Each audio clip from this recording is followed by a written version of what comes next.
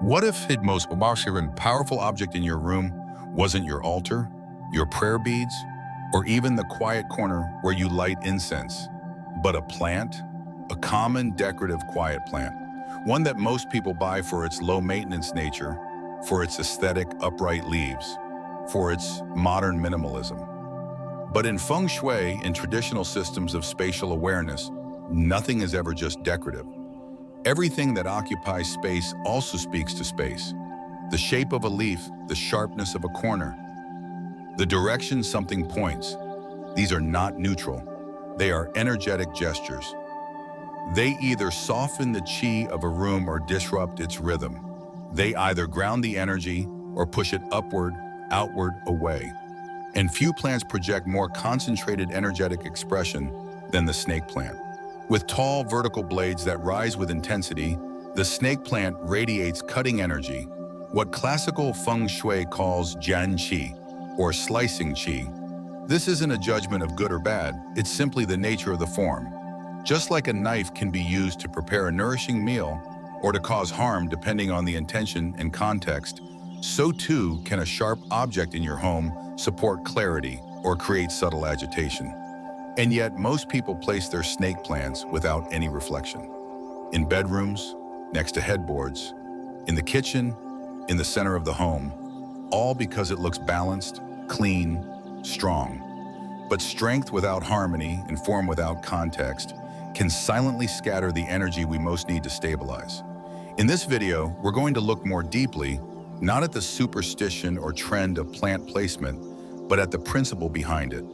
We'll explore how the snake plant, when understood through the lens of five-element theory, can either amplify your sense of focus or interfere with your inner calm. We'll see why its presence near your workspace can feel energizing, but the same plant near your bed might cause restless sleep. And most importantly, we'll reflect on a deeper truth, that your relationship with your space mirrors your relationship with your own clarity. In Buddhist thought, we speak of right view, not just as a doctrine, but as a way of seeing. Right view in the home means asking, what does this object reflect? What does it amplify? What does it cut through? So today let's look at the snake plant not as a trend, but as a teacher, a symbolic form whose impact depends entirely on how we place it, how we relate to it, and how we care for it. And if these reflections speak to something in you, if they invite you to see your home not as a background, but as a living, responsive field, I gently invite you to like this video, share it with someone you care for, and subscribe to New Day Mindfulness. With your support, we can continue offering grounded, timeless insights rooted in clarity, not hype, not superstition, but the quiet discipline of presence. Now, let's begin. Section 1, the snake plant as a symbol, beauty, duality, and energy. To understand the snake plant in a Feng Shui or Buddhist informed context, we must first strip away the modern design trend narrative that has turned it into a visual prop. Its popularity is undeniable. Tall, clean, architectural, easy to care for. It's become a minimalist darling, appearing in offices, yoga studios, and cafes. But in the traditional view of space and energy, nothing that projects upward with this much force is ever just ornamental. The snake plant, Sansevieria trifasciata, is characterized by long blade-like leaves that shoot vertically from the soil. These leaves do not bend gently like those of a bamboo or philodendron. They are stiff, narrow, pointed, and upright. Energetically, this matters. In Feng Shui, form determines function, and function dictates flow. A plant with spear-like posture carries what is referred to as cutting qi, a directional, assertive energy that pierces or slices through space. This is not inherently problematic. Like a sword, sharp energy can be used with purpose. It can protect, it can focus, it can bring clarity in places that are muddled or stagnant. But when misused, when placed carelessly or without consideration of the energetic field around it, this same sharpness can also divide, agitate, and disturb. In classical Feng Shui theory, sharp points are often interpreted as sha qi, sometimes mistranslated as poison arrows. But this isn't about toxicity or a curse, it's about interruption. Sharp forms interrupt the natural curve of energy. Think of qi as wind or water moving through a landscape. It prefers to glide, to circle, to spiral gently. When something juts out sharply, it alters the direction of that movement. It can redirect it with purpose, but it can also block or scatter it if the surrounding context isn't ready to receive it. This is where the duality of the snake plant begins to emerge. It is both beautiful and bold. It stands confidently, tall and disciplined, but it does not yield. It does not soften. In spaces that require containment, clarity, and focus, it can be a powerful ally. In spaces that require relaxation, receptivity, or emotional vulnerability, it may be too strong a presence. In Buddhist terms, we might say it contains the potential for both upaya, skillful means, and avidya, confusion. It all depends on how and where it is placed. Symbolically, spear-shaped forms have always carried a double meaning. In Buddhist iconography, spears and swords often appear in the hands of protectors, bodhisattvas who wield them not to harm, but to cut through delusion. Manjushri, the bodhisattva of wisdom, holds a flaming sword, not to attack others, but to sever ignorance. The metaphor is deliberate. Sharpness used with awareness leads to insight. Sharpness without awareness leads to harm. The same applies to objects in space. To draw a real-world parallel, consider martial arts, specifically disciplines like Japanese kendo or Chinese spear, Chang training. In these traditions, students are taught not just how to strike, but how to hold, how to move with the weapon, how to stabilize breath, intention, and posture before any action. The sword or spear is not separate from the body. It becomes an extension of the practitioner's state of mind. Sloppy grip, distracted breath, careless movement, and the weapon becomes dangerous. Not to the opponent, but to the user. But when held with clarity and respect, it becomes a channel of purpose and precision. The snake plant functions in exactly the same way within a space. It is a kind of still weapon. Silent, unmoving, but energetically poised. It reflects the energy of the room and the people in it. It doesn't generate chaos, but it can amplify it. It doesn't create clarity, but it can support it. It is a mirror. This is perhaps the most important insight. The snake plant is not inherently lucky or unlucky. It magnifies the energy of the space it inhabits. It holds up a mirror to your placement, your intention, your relationship with boundaries and form. In this way, the plant offers both aesthetic value and philosophical symbolism. From a Buddhist perspective, everything is interdependent. Nothing exists in isolation. A plant is not just a plant. It is soil, sun, light, space, intention, and interaction. Its meaning emerges from its placement, not its presence alone. To place a sharp plant in a quiet corner where someone meditates daily, unaware of its energetic tension, is to introduce a subtle contradiction. The body may sit, but the field around it whispers resistance. The mind may try to rest, but the environment holds a blade. In contrast, placing that same plant in a study where focused work is done, writing, accounting, programming, can support the kind of mental sharpness that is often hard to sustain. The upright structure of the plant cues the nervous system toward alertness. It aligns posture. It says energetically, be here, stay clear, cut through distraction. That's not superstition, that's cognitive priming. That's environmental psychology rooted in energetic tradition. There are even contemporary examples of professionals who instinctively use similar principles. Steve Jobs, though not trained in Feng Shui, was famously obsessed with form and spatial clarity. His design language at Apple was minimal, linear, sharply defined, much like the snake plant. He once said that simplicity is about understanding the essence of a thing. The snake plant, in this sense, is simplicity with edge. Clean, but not neutral. Direct, but not soft.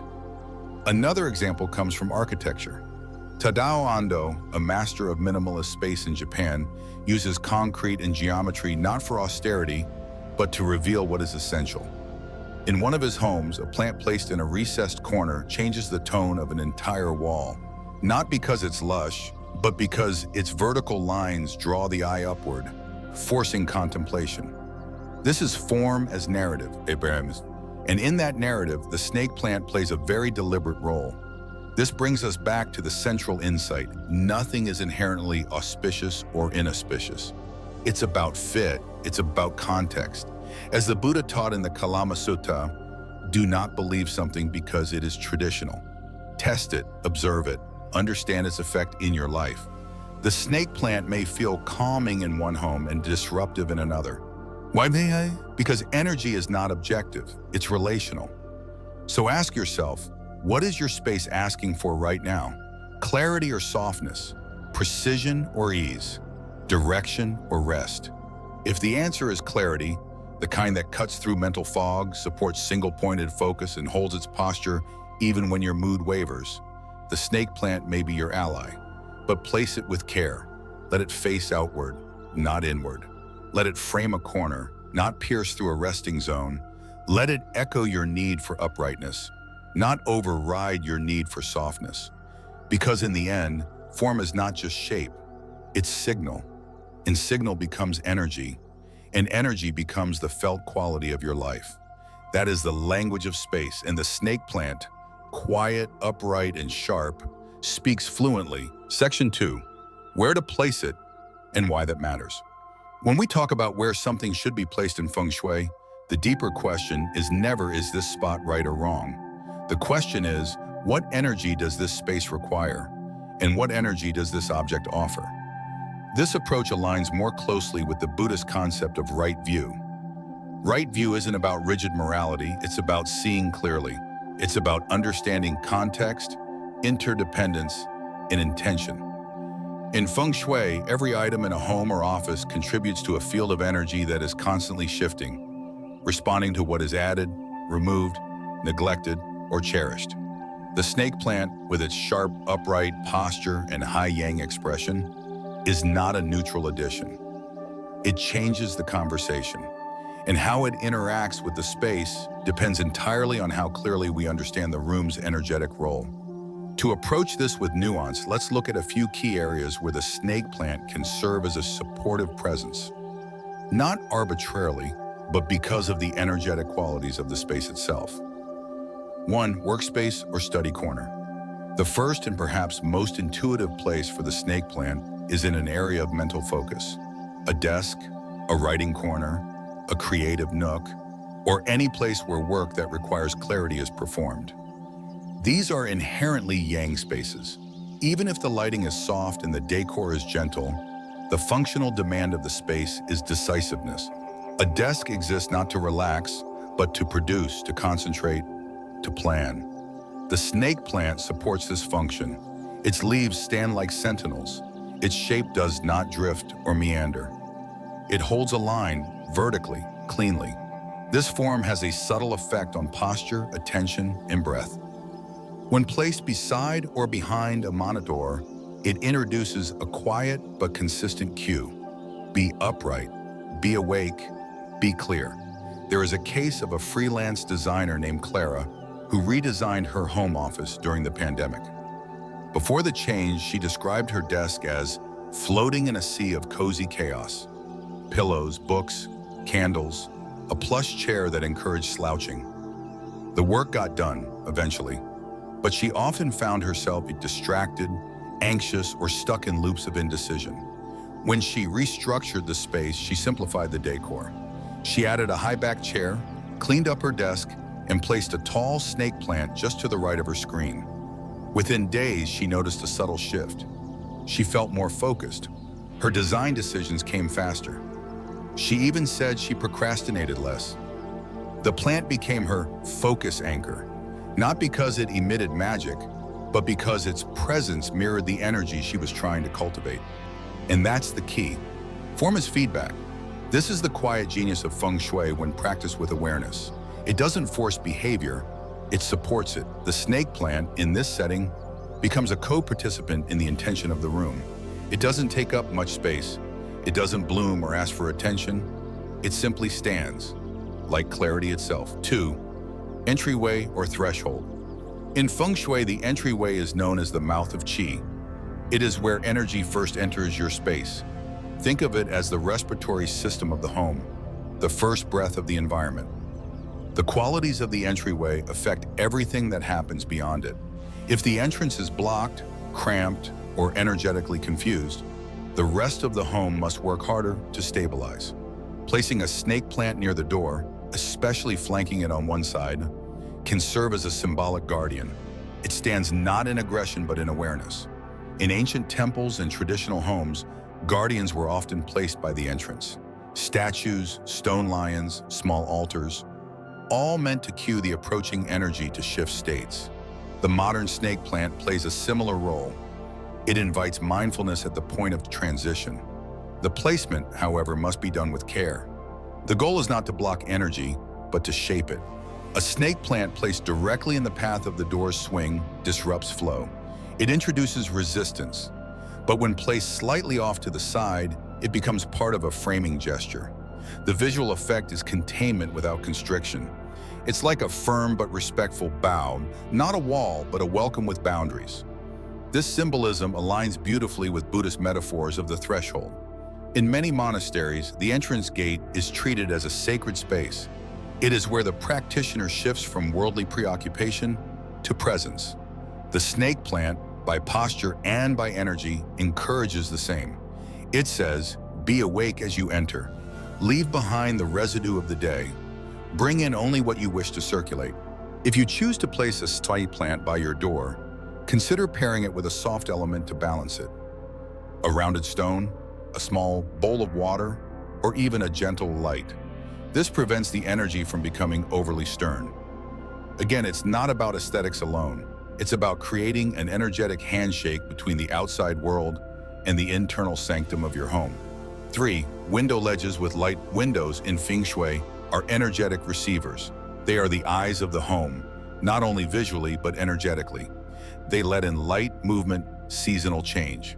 A plant placed in a window interacts with the yang energy of light directly, and few plants are better suited for this than the snake plant. Where many leafy houseplants wilt under too much light or dry out near window glass, the snake plant thrives. More importantly, its vertical form does not block light the way bushy plants do. It frames the light. It catches it. It becomes a conduit. From a symbolic standpoint, this matters. In Buddhist thought, light is not just brightness, it is clarity, insight.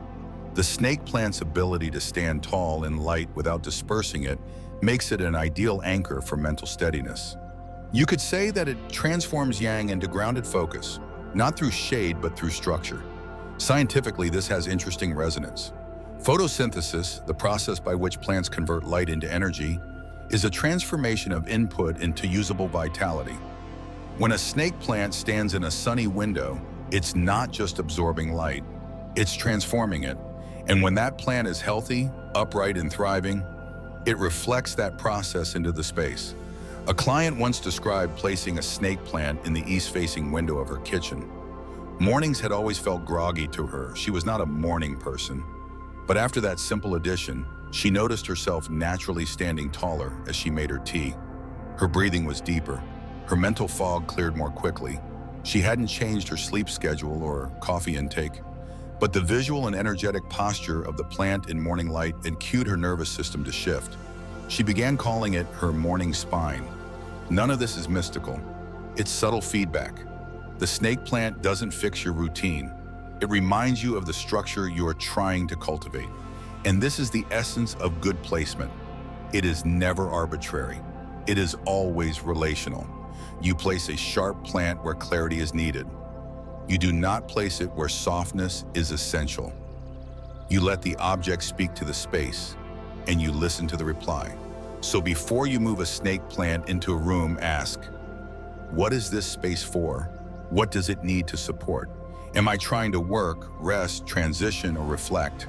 And then look at the plant itself. Ask, what posture does this form invite in me? Do I feel more awake in its presence or slightly on edge? Do I want to look at it or avoid its gaze? These are not abstract questions.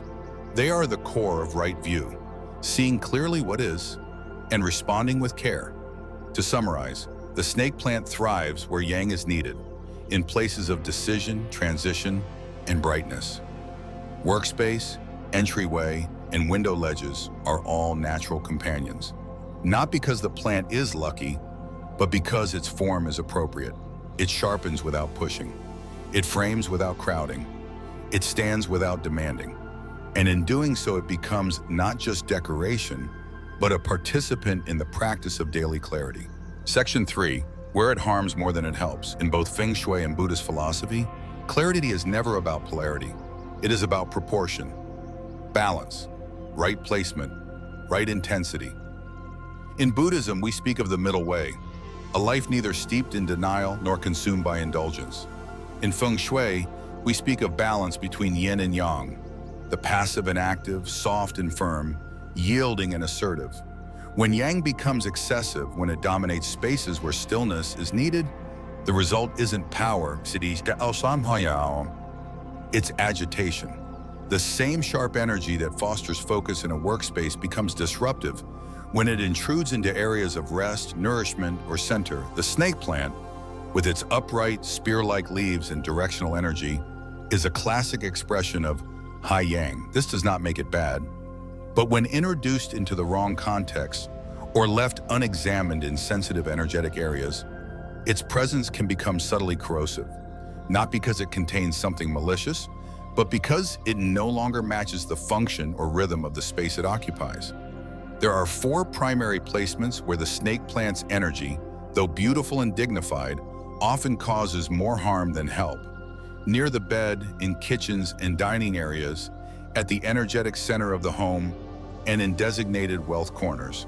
Let's explore each, not as commandments, but as invitations to observe more closely, to see clearly how sharpness interacts with softness and when strength becomes excessive. 1. Near the bed. The bedroom is a yin space by design, by function, by symbolism. It is where the body retreats, not just physically, but energetically. In Buddhist thought, rest is not simply the absence of activity. It is a restoration of clarity. It is the place where dreaming, repair, and surrender happen. It is one of the 4 foundations of well-being, along with nutrition, mindfulness, and right relationship. The bedroom in that context is sacred, and it must be treated as such. Placing a sharp, upright, high-yang object near the bed, especially near the head or upper torso, introduces a form of directional energy that is contradictory to what the nervous system seeks in sleep. The body wants to release, the breath wants to soften, the mind wants to drift. The snake plant, by contrast, stands alert. It does not droop or recline. Its energy says, stay upright, stay watchful. This posture, placed unconsciously beside a sleeping body, creates tension. Not dramatic, not explosive, but subtle and cumulative. The kind that reveals itself in restlessness, shallow breathing, and dream fragmentation. A real-world example came from a couple in Seoul who consulted a Feng Shui practitioner after months of persistent 3 a.m. awakenings. No health issues, no noise disturbances, just a consistent sense of being pushed out of sleep. They had recently redecorated their bedroom and proudly placed 2 large snake plants in ceramic pots on either side of their headboard. The intention was aesthetic symmetry. The result, however, was energetic interference. Within days of removing the plants, their sleep normalized. It wasn't magic, it was environmental alignment. Their bodies were no longer being cued, silently, persistently, to stay upright while trying to rest. From a Buddhist lens, this reflects the nature of form as signal. Nothing is neutral. Everything, even a plant, carries a posture. And the posture of what surrounds you begins to train your own. Rest is not passive. It is active repair. And like a fire that needs the absence of wind to stabilize, sleep needs the absence of vertical assertion. In this context, the snake plant structure becomes a contradiction. Beautiful, but misplaced. 2. Kitchen or dining area. The kitchen, in Feng Shui theory, is the heart of the home. Not in the sentimental sense, but in the energetic sense. It is the place where fire transforms raw material into nourishment. It is inherently a place of alchemy, turning what is base into what is digestible. In the 5-element system, the kitchen is ruled by fire. The stove, the oven, the cutting, the boiling, all of it is yang intensive. It is where movement happens, where transformation happens, where appetite is awakened. To place a sharp, high yang plant in an already yang-heavy space introduces imbalance. Imagine it like this. Fire needs containment. It needs grounding. It needs earth and water to stay stable. When you continue to feed fire without regulating it, it flares. It becomes too much. It dries the space. It exhausts the cook. It destabilizes the atmosphere. A snake plant, particularly when placed close to the stove, near the sink or next to a dining table, adds vertical yang to lateral heat. This overstimulates the energetic recipe. The metaphor is simple. It's like adding hot pepper to every dish. At first, it's exciting. Over time, it's overwhelming. Just as every palate needs contrast, acid, fat, salt, texture, every energetic system needs harmony. In practical terms, a snake plant in the kitchen often leads to agitation while cooking. More accidents, more haste, less joy. In dining areas, it can create subtle tension, hurried meals, less digestibility, even disrupted conversation. From a Buddhist view, nourishment is an act of reverence. To eat is to accept the energy of the earth transformed. If the space where that happens becomes too sharp, too assertive, it interrupts the gratitude that allows digestion to flow. Feng Shui practitioners often recommend softer, round-leafed plants in kitchens, not to weaken the space, but to round it out, to support the fire without provoking it. 3. Center of the home, Tai Chi area. In classical Feng Shui, the center of the home is known as the Tai Chi, the earth element zone. It is the anchor point, the place from which all other directions radiate. In energy terms, it is the heart, not as an organ of passion, but as a stabilizer. It is where balance lives, where movement is coordinated, where harmony settles. To place a sharp, upward-driving plant in this zone is to introduce fragmentation. Like placing a wedge in the middle of a circle, it begins to divide, not in a visible way, but energetically.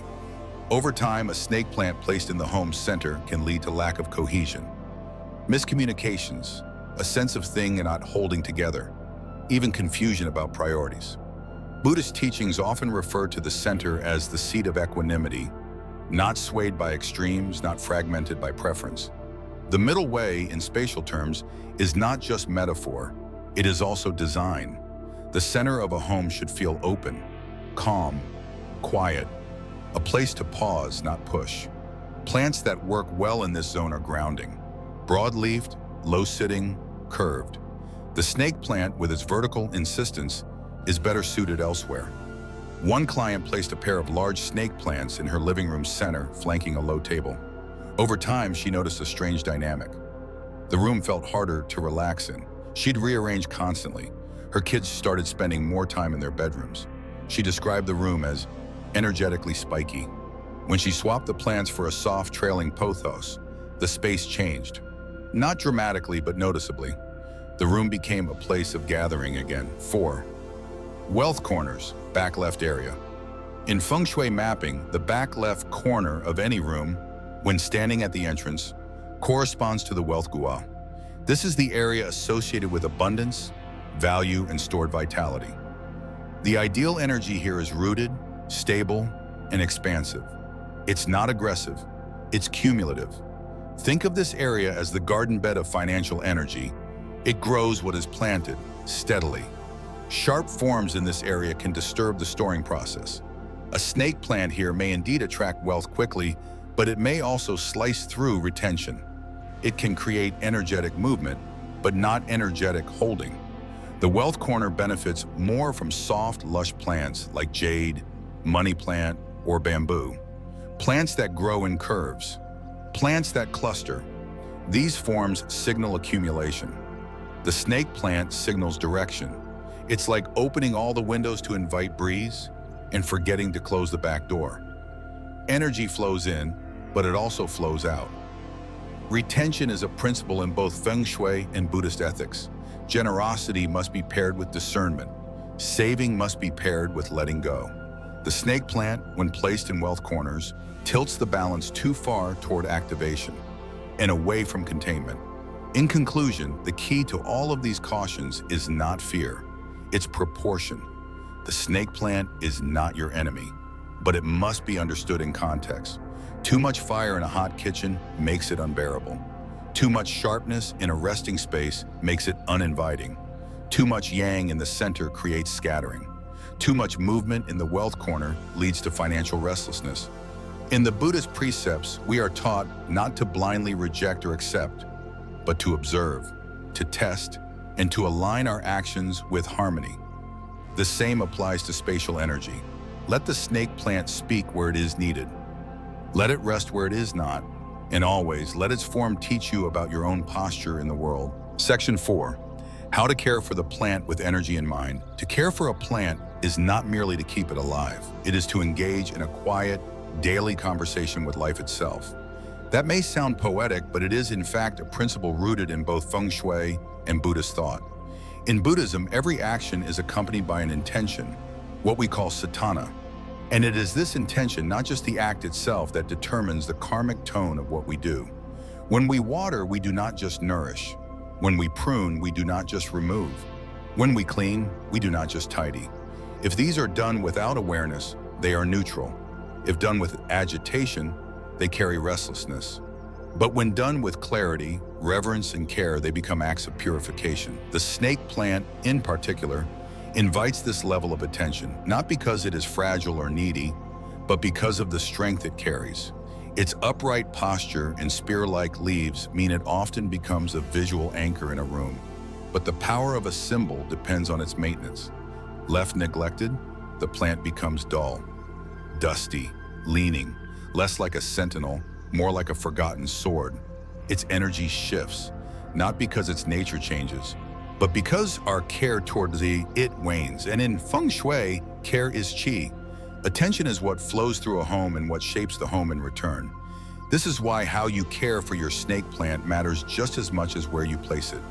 Below are not rules, but reflections, practices that link the act of tending with the clarity of intention and offer subtle realignments between your environment and your inner life. Watering in the morning, activating yang with freshness. Morning is yang, not just metaphorically, but energetically. It is when the sun begins to rise, when breath quickens, and when the body reorients from rest to action.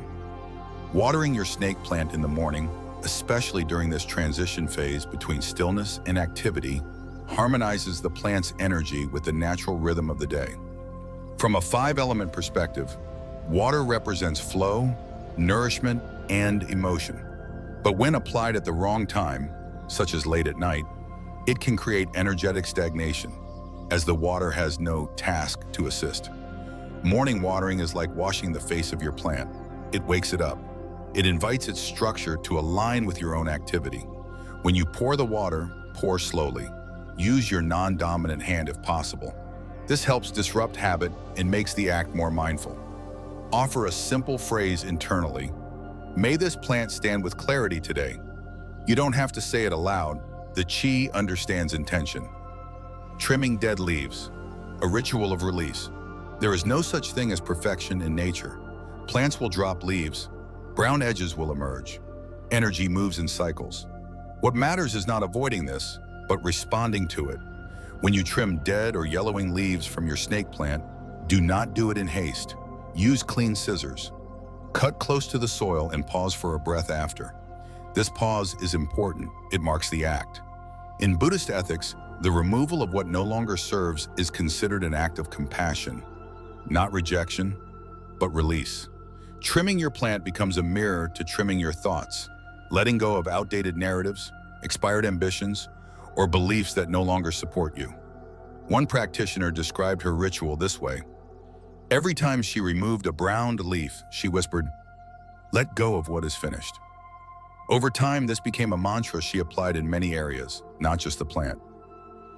Cleaning the leaves, transferring positive intention through touch. The snake plant's surface is broad, flat, and thick. Unlike delicate ferns or moss, it holds dust, and that dust dims its reflectivity. A dusty snake plant no longer feels like a blade. It feels like a dull tool. Feng Shui views dust not just as physical residue, but as energetic residue. It symbolizes indecision, delay, and unprocessed experience.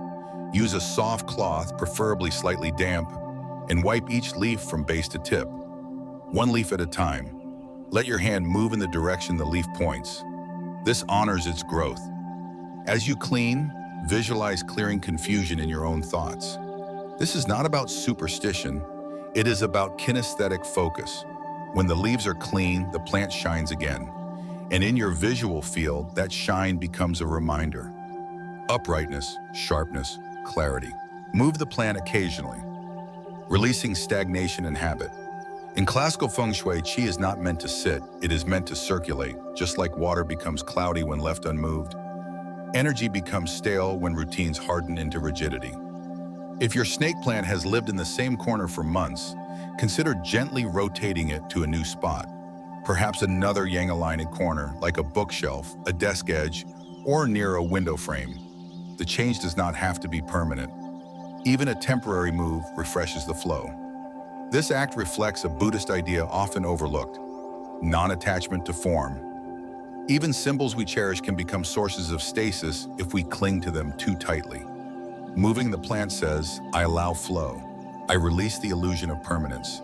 And often this small gesture of change coincides with new thoughts, unexpected insights, or subtle emotional shifts in the home.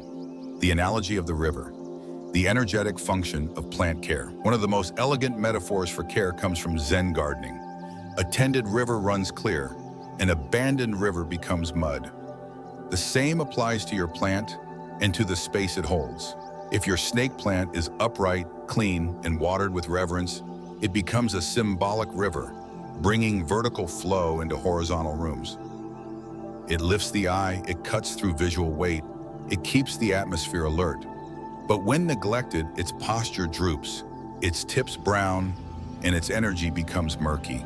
It begins to reflect the exact thing it was once meant to prevent: confusion, dullness, disregard. You might ask, but does this really matter? Isn't it just a plant? But that question itself reveals something. Because in both Feng Shui and Buddhist training, there is no such thing as just. The Buddha taught that all compounded things arise through causes and conditions, which means everything carries meaning. The only difference is whether we choose to see it. Choosing the right pot, enhancing the message of the form color in Feng Shui is not cosmetic. It is communicative. The pot that holds your snake plant is part of its energetic signature. Here's how to think about it. Green pots emphasize wood energy. They support growth, expansion, learning, good for study corners and writing desks. Black pots ground the energy. They anchor the plant's sharpness, ideal for places where too much yang needs tempering, entryways near electrical equipment. Red pots activate, they intensify. Only use red if the space feels too dormant and needs waking up. Terracotta or earth tone pots offer neutrality. They soften, they stabilize. Best for areas that already contain metal or fire. Choosing a pot, then, is not about matching your furniture. It's about matching your intention. A client once replaced a generic white ceramic pot with a textured terracotta one. She reported that the plant, once too intense, now felt like a mentor, not a drill sergeant. That's what grounding does. It doesn't reduce energy, it refines it. Care as an energetic dialogue. In Buddhist ecology, there is no divide between sentient and non-sentient beings in terms of karmic interaction. Everything you touch, you change. Everything you change changes you. Caring for your plant becomes a form of practice, a rhythm that reminds the body of presence. It doesn't take long. 2 minutes to water, 1 minute to wipe a leaf, 5 seconds to say thank you. But over time, these moments accumulate, and they change the room. Not dramatically, but noticeably, like wind smoothing the surface of a pond. And this is the deeper invitation. Let the snake plant become not just an object in your home, but a mirror of your attention. Let its posture remind you of yours. Let its needs remind you of flow. Let its care become your practice, not because the plant demands it, but because the space responds to it. Section 5, the Buddhist Feng Shui parallel. Intention over object. In both Buddhism and classical Feng Shui, the most essential question is not what is placed, but how is it placed. What matters is not the object, but the state of mind that surrounds it. This may sound abstract, but it is the principle that underlies all sacred design, all intentional living, and every contemplative tradition that seeks to bring awareness into physical space. The snake plant, tall, strong, precise, is not a charm. It is not a source of magic. It does not attract wealth like a magnet, nor does it expel negativity with some automatic field of protection. These are projections. In truth, the snake plant is what Buddhist and Taoist thinkers might call a neutral vessel. What it becomes depends entirely on how it is engaged. It can be stabilizing, clarifying, overstimulating, or even disruptive. Not because its nature changes, but because it reflects the relational energy of the space in which it lives. There is an old story often told in Japanese Zen gardens. A student was admiring the pristine alignment of moss stones and sand in the courtyard of a temple near Kyoto. The student said to the gardener, "You must have excellent soil and tools to grow such perfection." The gardener, an elderly man who had worked that garden for over 30 years, replied without looking up, "I do not grow plants, I grow attention." The phrase startled the student. It might startle us too, because in that moment the gardener revealed the true teaching. The plant is incidental. It is the medium. What is cultivated is presence. This principle applies completely to our use of symbolic objects in Feng Shui. When we place a snake plant with care in a location that matches its form and function, we are not channeling power. We are practicing discernment. We are training our awareness to see, what energy does this room need? What energy does this object carry? And how do those energies interact? From a Buddhist perspective, this is right effort and right view in daily life. It's not about being obsessive or controlling. It's about remembering that nothing is separate from the field of attention. The plant becomes part of that field. Its presence can strengthen your focus if you choose to engage with it that way. Or it can become just another decoration, ignored, collecting dust, symbolic not of clarity, but of forgetfulness. Let's return briefly to what we've already seen. The snake plant, when placed in a workspace, strengthens decisiveness. It stands like an ally, not because it is supernatural, but because its structure cues the mind toward precision. In an entryway, it frames the threshold, sharpening our transition from outer to inner space. In a bright window, it reflects the energy of light without diffusing it, channeling yang into vertical steadiness. These placements are not lucky, they are aligned, and that alignment emerges from awareness. By contrast, placing the same plant beside a bed leads to unrest, not because the plant is bad, but because its energy contradicts the function of the room. In the kitchen, it overheats what is already fiery. In the home center, it scatters what should be grounded. In wealth corners, it pushes where gentleness is needed. These are not superstitions. They are consequences of form clashing with purpose. So what's the deeper lesson? It's this: the snake plant doesn't change your life, but the way you place it, care for it, and observe it, that is where your life begins to shift. Because attention changes energy, and energy, as Buddhism reminds us, is the first expression of mind. In Buddhist practice, this principle is captured in a line often quoted from the Dhammapada: "With our thoughts, we make the world." That is not a statement of fantasy or idealism. It's a recognition that perception precedes formation. What we see as a home is not just walls and objects. It's meaning layered over form, and that meaning comes from intention. In the same way, what you place in your home is not neutral. It is a declaration. Every object says something, not in words, but in direction, density, and invitation. A soft round plant says, "Come closer, rest." A tall, sharp one says, "Pay attention, act." Neither is wrong. But when used out of sync, the space suffers, and so do we. Let's summarize these teachings, not as commandments, but as insights distilled from observation. First, sharp plants carry powerful energy. Their form is assertive, their structure confident. This is useful where decisiveness is required. At a desk, beside a threshold, near a window. When used with clarity, they strengthen intention. Second, avoid placing them in spaces that ask for gentleness. Bedrooms, dining areas, the center of the home, and wealth corners require roundness, softness, or receptivity. The snake plant in these settings brings too much upward chi. It divides what should be whole. Third, what you care for with presence reflects back energy, not because it's magical, but because attention itself is energy. A clean plant becomes a signal of freshness. A neglected plant becomes a signal of disconnection. Your relationship to the object is the real practice. Fourth, in Buddhist thought, we do not use tools as ends in themselves. They are means. The snake plant is not a source of power. It is a surface upon which awareness can be trained. That is its deeper offering. Not luck, not wealth, but alignment. And finally, there is a saying that echoes across many contemplative traditions, from Zen to early Theravada. As the mind shapes the world, so the hand shapes the space. This is not metaphor, it is the basis of all design. When the hand places a plant with clarity, that gesture echoes through the room. When the room holds coherent energy, the mind finds it easier to settle. When the mind settles, decisions sharpen. When decisions sharpen, actions align. And that is how a plant changes a life, not through force, but through coherence. So the next time you walk past a snake plant in your home, pause. See it not as a plant, but as a mirror. Ask yourself, what is it reflecting today? And what would I like it to reflect? Because in the end, your space does not just hold you, it becomes you. And what you place with care teaches you how to live with care. Where is your energy sharp today? And where might it soften? Is it the corner of your room that feels just slightly restless? The workspace that pushes but never quite grounds you?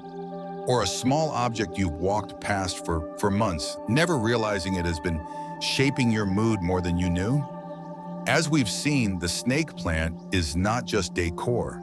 It's a signal, a mirror, a quiet participant in the life you live every day. Its upright form teaches clarity. Its sharp lines invite focus. But even something so steady can become too much. When placed where softness is needed, where rest is required, where flow is already full. And so the real wisdom is never just about the plant. It's about you, about how you move through your home, how you listen to the subtle messages of space, how you begin to notice what supports you and what may need to shift, not because it's wrong, but because you've outgrown it. That's the essence of Feng Shui. That's the path of Buddhist attention. We don't force energy, we steward it, we respond to it, we shape it by how we show up. So as you leave this reflection and return to your daily rhythms, I invite you to ask just one question. What in my home is holding clarity and what is asking for it? Let this question guide you, not urgently, but gently. And if you'd like to root this new awareness with a small action, feel free to share in the comments one simple affirmation, like, I cultivate balance in every corner of my home. If this video offered you a new way to see your space, or perhaps a quiet moment of clarity, I invite you to support this channel by sharing it with someone who might appreciate it, leaving a reflection in the comments, or subscribing to New Day Mindfulness. With your support, I'll continue offering thoughtful, grounded teachings rooted in Feng Shui and Buddhist wisdom. Not hype, not superstition, but quiet clarity for modern life. May your space reflect your intention, and may your intention always return to stillness.